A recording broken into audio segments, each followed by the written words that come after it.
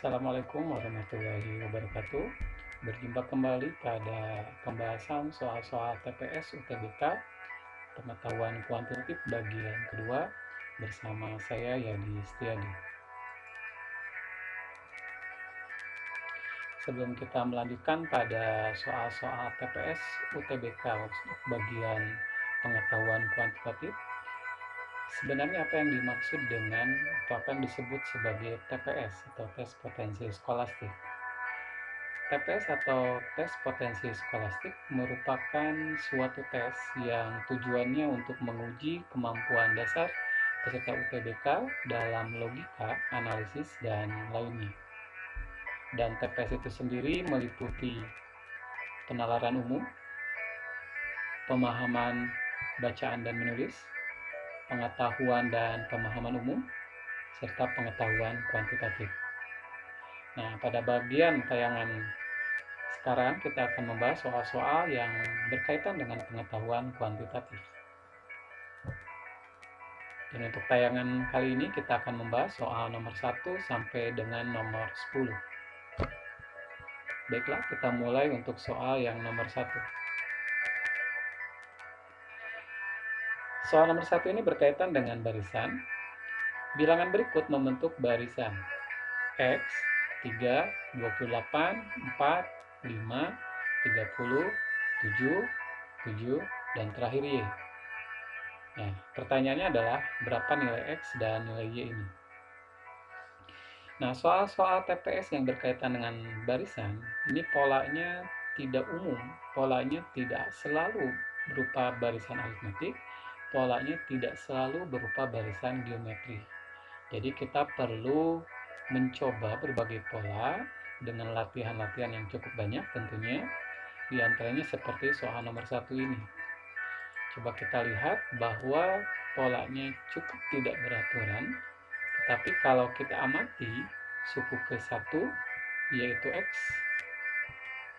kemudian suku ke-4-nya adalah 4, berikutnya suku ke-7 adalah 7. Dari 4 ke 7 ini bertambah 3. Nah, dengan demikian dari X ke 4 juga bertambah 3. Sehingga pola untuk barisan yang lompat 2 suku ini adalah plus 3. Dan untuk bilangan lainnya dari 28 ke 30 ini nambah 2. Berarti dari 30 ke Y nambah 2 juga. Jadi polanya tambah 2. Sehingga dari sini kita dapatkan bahwa X-nya adalah 1, yaitu diperoleh dari 4 dikurang 3. Sedangkan Y-nya adalah 32 yang diperoleh dari 30 tambah 2.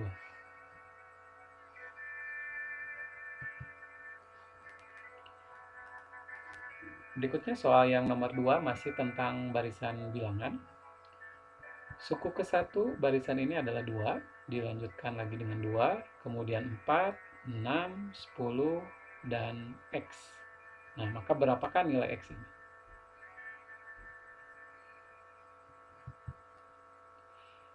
Nah, kalau kita pernah mendengar barisan Fibonacci itu adalah barisan yang suku ketiga diperoleh dari jumlah 2 suku yang sebelumnya.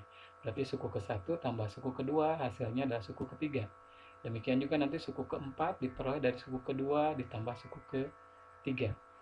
Nah, baik, kita lihat bahwa 4 ini merupakan hasil dari 2 tambah 2. 6 ini merupakan hasil dari 2 tambah 4.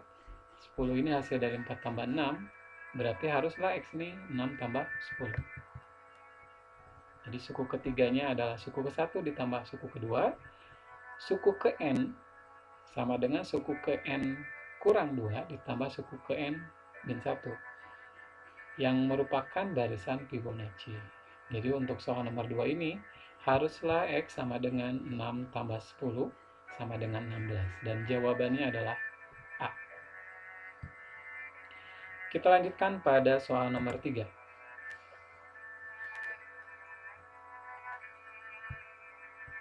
Diberikan 6 buah data, yaitu 4, 5, 7, 6, Y, X. Rata-rata dan modusnya adalah 6.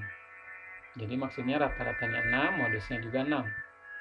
Manakah hubungan yang benar antara P dan Q berdasarkan informasi yang diberikan? P menyatakan kuantitas dari median, sedangkan Q menyatakan 5, Q-nya sama dengan 5. Jadi kita membandingkan median dengan Q-nya 5. Berarti untuk soal ini kita harus mencari berapa nilai median. Karena rata-rata dan modusnya sama dengan 6, kita tahu bahwa modus adalah data atau datum yang paling sering keluar. Jadi karena di sini datanya 4, 5, 7, 6 belum ada yang diulang, berarti karena modusnya 6, maka haruslah salah satu dari X atau Y, atau bahkan mungkin kedua-duanya boleh sama dengan 6. Boleh X-nya yang 6, atau Y-nya yang 6, atau dua-duanya 6, supaya modusnya sama dengan 6. Dan karena rata-ratanya 6, berarti 4 tambah 5 tambah 7 tambah 6 tambah Y tambah X dibagi 6 sama dengan 6. Dari sini kita peroleh 22 ditambah X tambah Y sama dengan 6 kali 6, sama dengan 36. Jadi X tambah Y-nya adalah 14. Berikutnya, kalau X-nya kita ambil sama dengan 6, karena tadi ada salah satu pilihan bahwa X-nya adalah 6, maka Y-nya akan diperoleh 8. Tetapi kalau Y-nya kita tempatkan, Y-nya 6, maka X-nya adalah 8. Sehingga data terurut, kalau X atau Y-nya yang 6, kita peroleh data terurutnya adalah 4, kemudian 5, 6, 6, 7, 8. Dan jika kita hitung mediannya tentunya terletak pada data ke antara 3 dan 4. Berarti mediannya 6 tambah 6 dibagi 2, yaitu sama dengan 6. Jadi nilai P ini adalah 6. Dan kalau dibandingkan dengan Q yang nilainya 5, maka P akan lebih besar dari Q. Jawabannya B. Kita lanjutkan pada soal yang keempat. Jika pola aritmetik pada segitiga pertama dan kedua ini identik, maka berapakah nilai X pada segitiga yang kedua?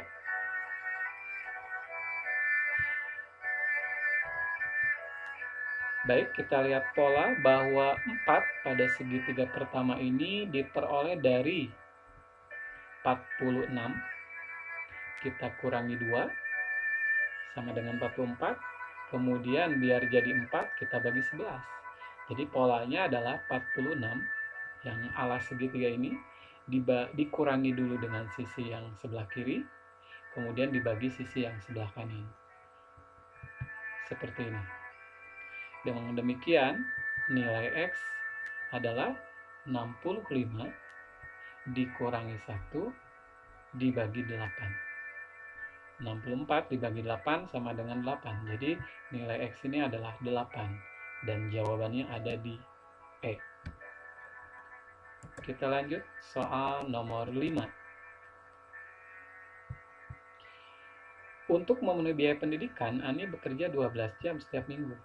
Ia bisa memilih waktu bekerja pada hari Jumat, Sabtu, dan Minggu. Jika satuan waktu bekerja dihitung dalam jam dan ia harus bekerja paling sedikit 3 jam pada setiap harinya, manakah hubungan antara P dan Q yang benar? Berdasarkan informasi ini. Q-nya diberikan nilainya 8, berarti kita harus mencari nilai P, di mana P ini menyatakan banyaknya komposisi. Ingat bahwa komposisi atau susunan unsur dalam matematika itu bisa berupa permutasi, bisa juga berupa kombinasi.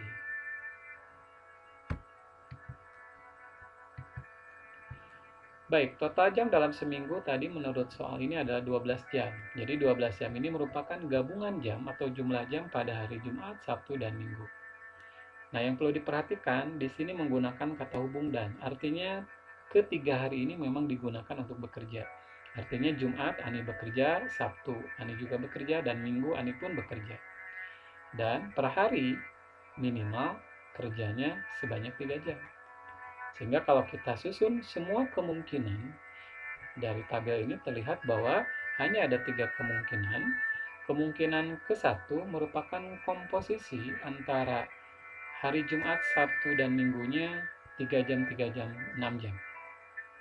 Nah, bukan berarti Jumatnya harus 3 jam, Sabtu 3 jam, Minggu 6 jam. Bisa saja ini diubah susunannya menggunakan permutasi dengan unsur yang berulang. Karena ini ada 3 jam yang diulang 2 kali. Berapakah permutasi unsur yang diulangnya? Kalau kita hitung, karena di sini ada 3 unsur, berarti 3 faktorial, dibagi unsur yang samanya sebanyak 2. Berarti dibagi 2 faktorial. 3 faktorial dibagi 2 faktorial hasilnya adalah 3. Nah, kemungkinan kedua kalau komposisi jamnya adalah 3, 4, 5. Dan di sini tidak mengandung unsur yang sama, sehingga banyaknya susunan dari 3, 4, dan 5 ini adalah sebanyak 3 faktorial atau sama dengan 6. Dan terakhir kemungkinan ketiga adalah kalau komposisi jamnya adalah 4 jam, 4 jam, 4 jam. Berarti ini permutasi dengan unsur yang samanya sebanyak 3. 3 faktorial dibagi unsur yang sama, 3, berarti 3 faktorial sama dengan 1. Nah, kenapa ini adalah kemungkinan terakhir atau kemungkinan yang ketiga ini adalah kemungkinan terakhir? Karena kalau misalnya kita membuat lagi kemungkinan yang keempat misalnya, yang jumlah jam per harinya melebihi dari 7 jam, maka kondisi tadi total jam 12 dengan per hari minimal 3 jam tidak akan terpenuhi. Kita ambil contoh 7, 3, 3. Tidak mungkin karena jumlahnya jadi 13. Sehingga total kemungkinan dari susunan atau komposisi jam kerja pada hari tersebut sebanyak 3 tambah 6 tambah 1 sama dengan 10. Dan karena P-nya 10, Q-nya 8, maka jelas P lebih besar dari Q. Jawabannya B. Kita lanjut pada soal yang nomor 6. Suatu tali dibagi menjadi 6 bagian dengan panjang yang membentuk suatu barisan geometri. Jika paling pendek panjangnya 5 cm dan paling panjang 160 cm, maka hubungan yang benar antara P dan Q berdasarkan informasi yang diberikan adalah, nah ini kita bisa menggunakan barisan geometri. Barisan geometri adalah barisan yang cirinya rasionya tetap.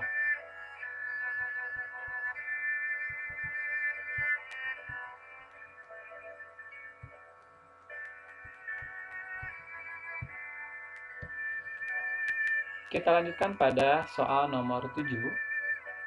Perhatikan bahwa gambar ini merupakan gambar lingkaran dengan beberapa tali busur. Ada tali busur AE, AB, CD. Kemudian di sini ada sudut dalam AEC, sudut dalam BED, CEB, AED, dan ada sudut pusat AOC, sudut pusat BOD, juga ada sudut keliling gitu ya. Berapa besar sudut AEC? Sudut dalam AEC, putuskan apakah pernyataan 1 dan pernyataan 2 ini cukup untuk menjawab pertanyaan untuk menentukan besar sudut AEC.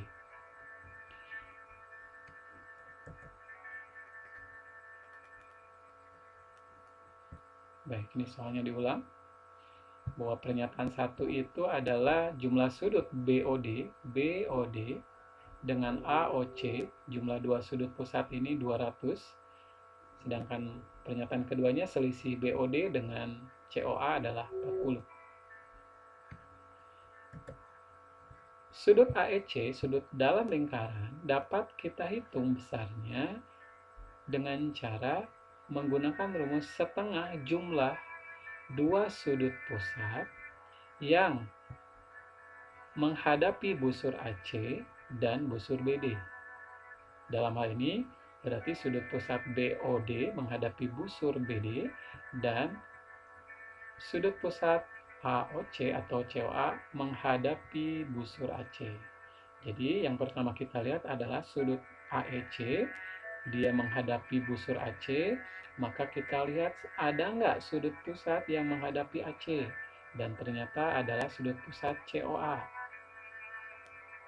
Selain itu, berkebalikan dengan AC, busur AC, tolak belakangnya adalah busur BD. Jadi kita lihat sudut pusat BOD menghadapi BD. Jadi untuk mendapatkan besar sudut AEC,